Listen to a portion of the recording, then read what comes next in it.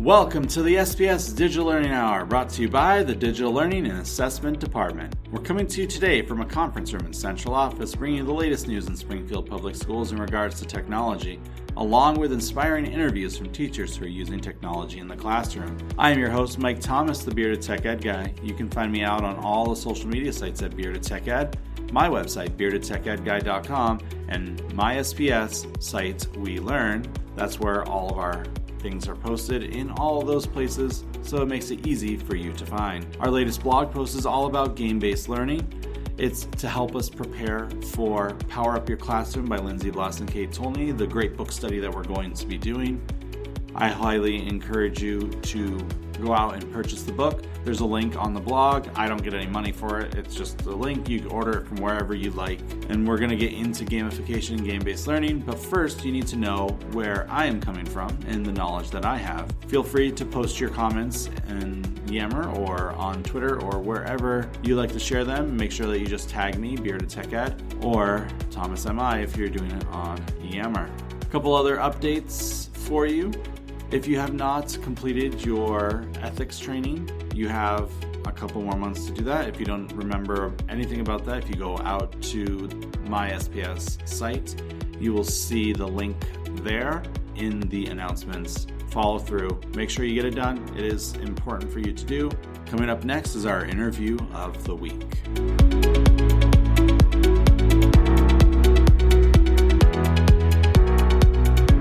For this week's interview of the week, I met with Principal Vinnie Regan of Mary Walsh. Now, if you've been listening to the podcast for a while, you know that's where I got my Springfield teaching start was at Mary Walsh. And my final year there was Vinnie's first year there.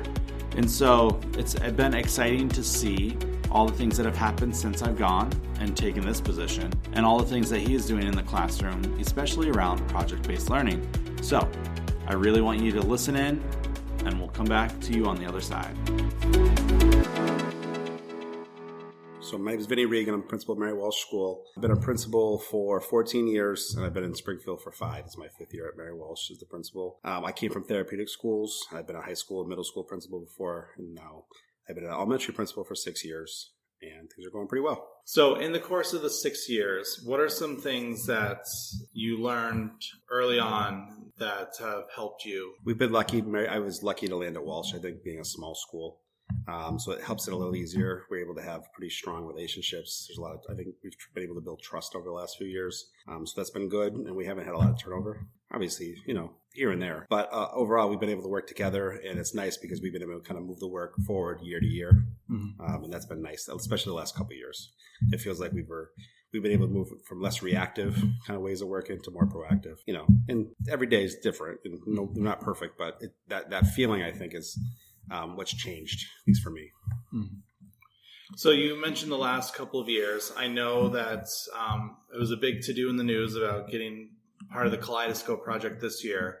So what led you to even be willing to be a part of the Kaleidoscope project? There was this conference last year that I couldn't go to. It was already sold out at UMass that had this Kairos Mapping the Way Forward conference that Commissioner Jeffrey Riley was presenting at, where I knew something cool was going to come because they were kind of teasing it. And so what I found out what the content was, it intrigued me because I've always believed in authentic learning experiences, experiential learning. I just always found those methods to be positive. I was a high school history teacher. I think that you have to have some kind of context to build, deep learning. So when he's talking about deeper learning, instead of things like we traditionally talk about with, proficiency, things like that. Like, no, I'm not looking for my kid to be proficient. I want to learn. And I also I'm part of the principal advisory committee for DESE, and he did a talk there. Principal Kristen Hughes was there too, and it was pretty inspirational. And at that point, I started to think about what ways we could do deeper learning. And I've always liked the idea of project-based learning, even though I haven't done it necessarily well.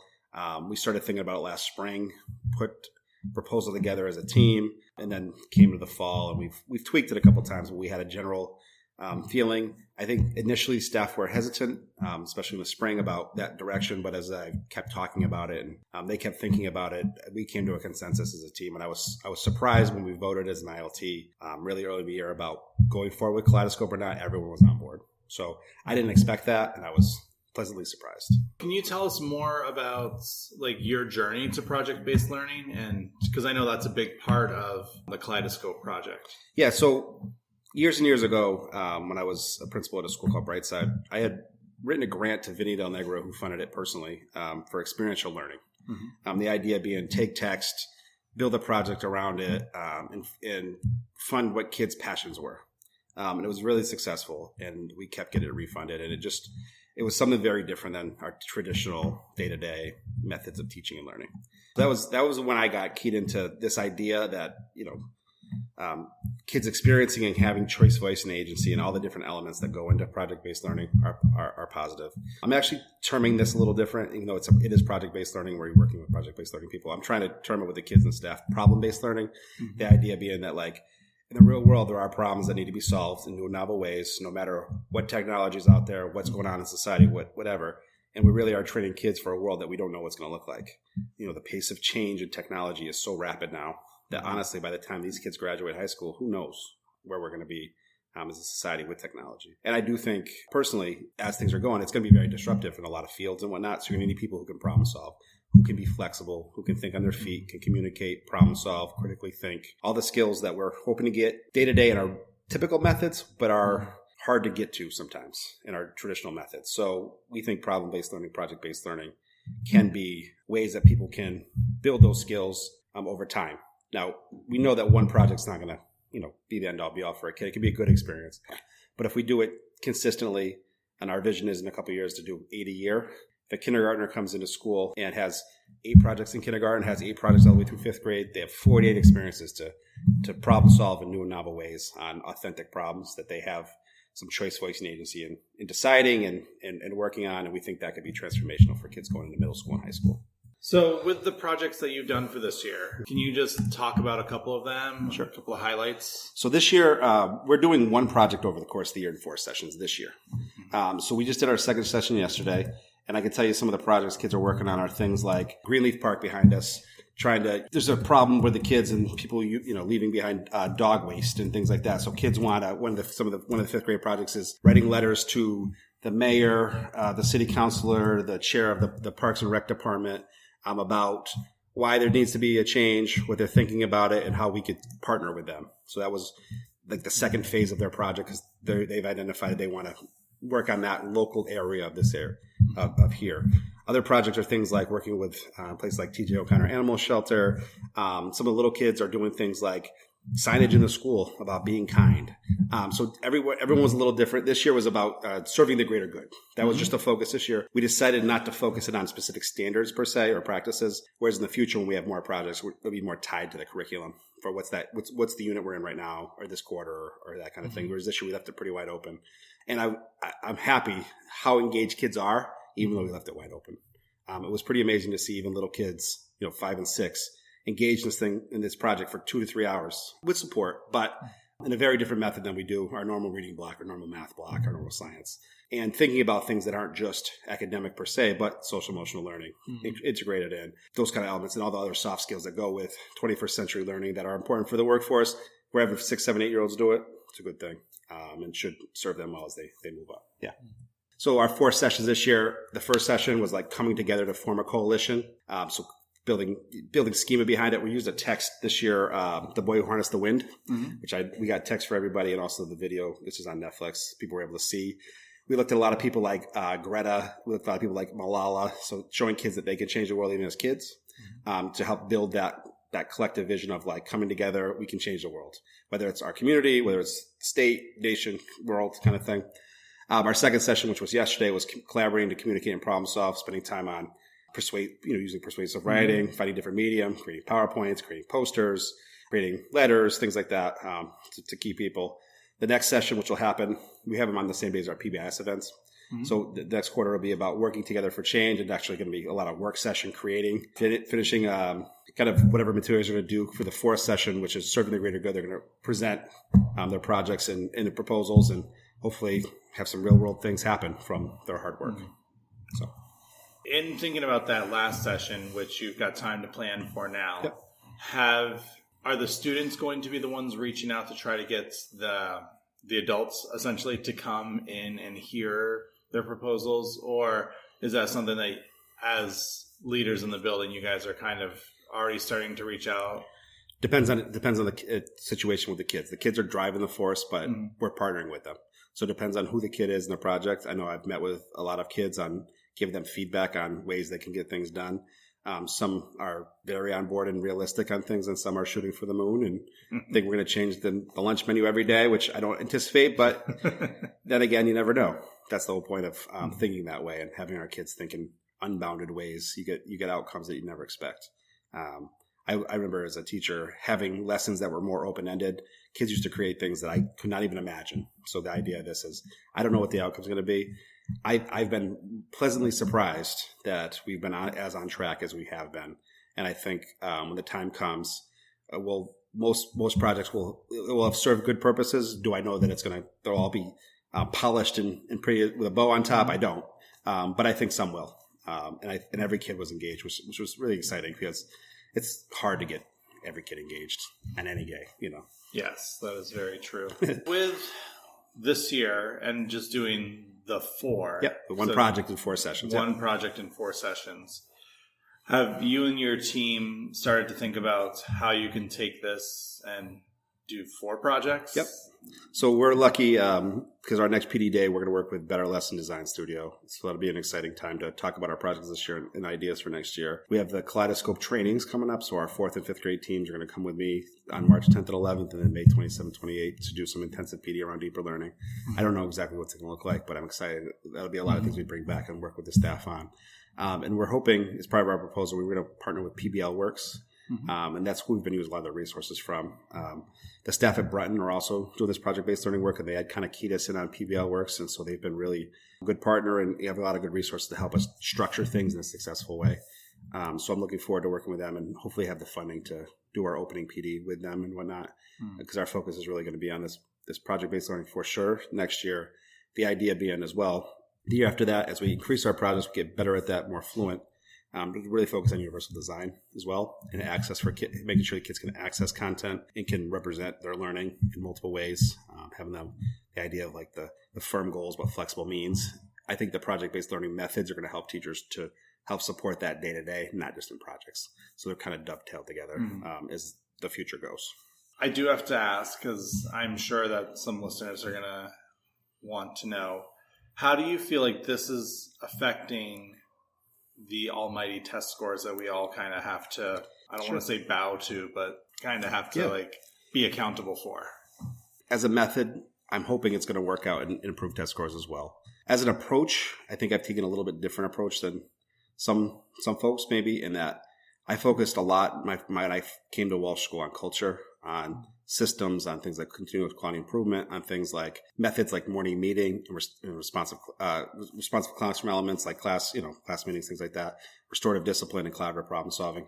So our test scores, we've been lucky. We've been able to raise the last few years in a good standing. I've been able to meet our targets.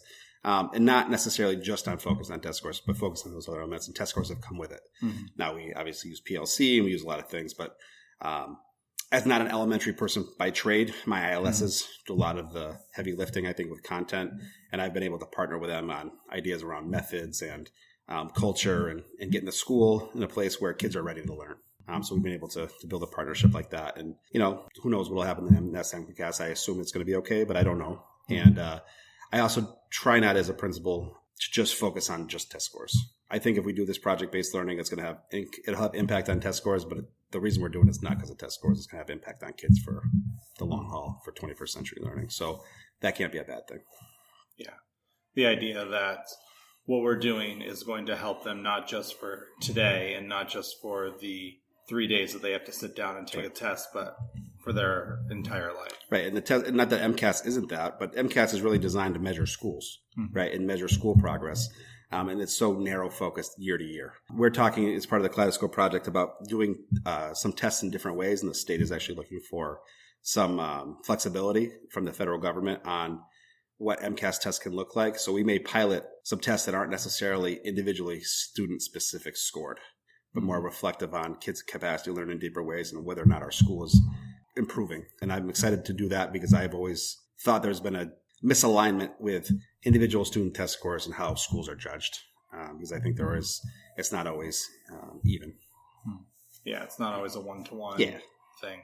With project-based learning, or as you were saying, problem-based learning, I know one of the fears for some people who are not very experienced with it is the getting to the point where students are excited about what they're doing and the projects that they're doing and how it makes sense. Mm-hmm. So what was the approach that you guys took with getting the students? Because I know you mentioned Greenleaf and the animal shelter as just a couple of the ones that you're doing. Like, how did you get them?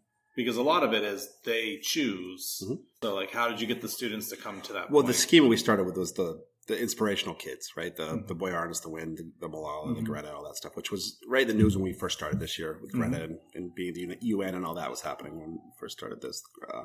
So that was helpful. And we just put it out to them and said, we know you can do this. We expect you can do this. We've been focusing a lot on student efficacy. If you think you can do it, know you can do it, and you can do it. So having that kind of mindset with kids, using growth mindset, all that stuff. It's new. It might not be perfect. It may be a risk, but it's worth taking, and you can do it. Kids thrive on that. And I think kids thrive on responsibility, even the toughest kids.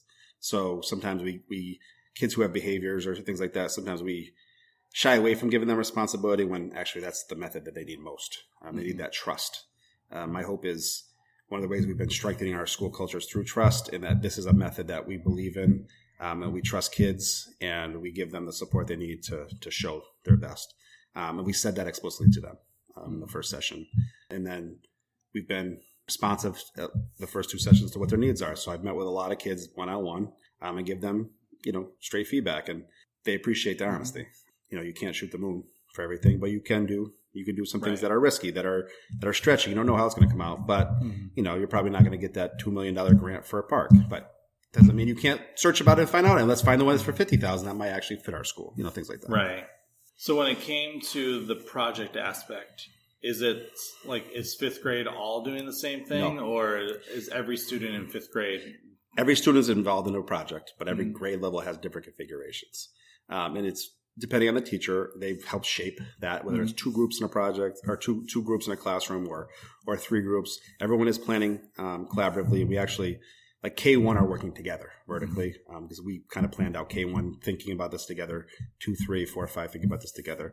And we've been using things, we call it long range planning time, where we take half a day out of the classroom and do some work around this and other things like student success plans and just common planning, vertical teaming, things like that. So we've been using those long range planning for each session. And I think that'll be a good model when we go into the more self-contained projects or projects that you build maybe in class time on, but then have a day for. I think that planning, collaborative planning is going to be important to start, especially when we get more teeth to what we're doing. We basically downloaded a guide from PBL Works and downloaded National Geographic and some of their stuff they do for it and just went, when we know more, maybe we'll try it a different way. But right now we're just kind of, we're on the plane when we're flying it and building it. So. Yeah. PBL Works is a really great site. I know I mentioned it in a lot of the blog posts that I've done about the project, the problem, and challenge-based learning. So in thinking about where you guys are now, what are some things that you are looking forward to seeing come up in the next couple of years? Well, I'm looking forward to the thing that I don't anticipate. And that's the most exciting thing to me is when kids create something that you couldn't even imagine. So I know that's going to happen. I'm excited for when that happens. I'm also looking forward to seeing teachers grow and look at their methods of how they're doing student-centered learning day to day, not just in projects. That's the idea where we want to kind of fold UDL with this, Universal Design for Learning, which we've talked about. I've talked about many times, but I am not the expert so trying to grow that practice and get better at it too. Because I'm looking forward to that because I think student-centered learning is the best way to engage kids, and they should be responsible. And if we're trying to create lifelong learners, we can't just do things to them. They have to do things with them. So my hope is our methodologies will improve that way. We'll continue to move that way, and kids will become more active participants in their growth. And there's a lot of markers and measures we can put along the way there that we can, but I think it's a feeling. My hope is there, and then we can decide how we're going to measure that, which is easier said than done in a lot of ways. So, yeah. The last question I have is, as you mentioned, you guys and you're partnering with Brunton on some of this stuff. For all the other schools that are not where you guys are at yet, what kind of advice would you offer them to start even thinking about or moving towards more project-based learning? I think it was important that the staff were with me on this one. And although I was able to, I think, set the conditions for the staff by talking about it a lot and just like, not in a risky way, but I set the conditions where people got their heads around it before I said, let's go. And that helped, I think, having that 6 months of just talking and chatter and stuff. There was a phase where you have to find more out and learn things. And then I think there's a risk, but usually in my career, I found that, taking some risks is a good thing and it usually pays off. Not every single time, but this is a risky thing, but it's also the pet project for the Commissioner of Education. Mm-hmm. And it's something we've been talking about anyway. WeLearn's been going on since the day I came to Springfield. I've been here 5 years. I think WeLearn might have started that year. And I found as a leader in a school that if I'm lined up pretty well with WeLearn, it's helping our test scores, it's helping our school, it's helping our school culture. It doesn't have to be the focus of all we do, but as long as we're doing it, it's been helpful and people get it. So why not? That coherence is possible. And I think since WeLearn is so much about student-centered learning and personalized learning, that problem-based, project-based learning is just one of the ways you can get at that. And so there's lots of ways. I do think urban education is not always thinking that way. So I appreciate being in Springfield where that is a push, because I do think as a social justice thing that we should be using these kind of methods for kids in places like Springfield, because places where I grew up, like in the Berkshires, this is not a new thing. This is actually the pendulum swinging back, something that I would have done, in the 90s. That was before MCAS, because that's how we did things. MCAS, I think, really has changed a lot of the incentive, disincentive for folks. And I just, not that we're not focused on it, we are, but it's not the only thing we're focused on. And I think it takes care of itself when conditions are right for both social emotional learning and academic learning. That will take care of itself. Awesome. Well, thank you for your time today. I know we're right before vacation, so everyone's and it's Valentine's Day, so everyone's ready to get going. So yeah, no problem.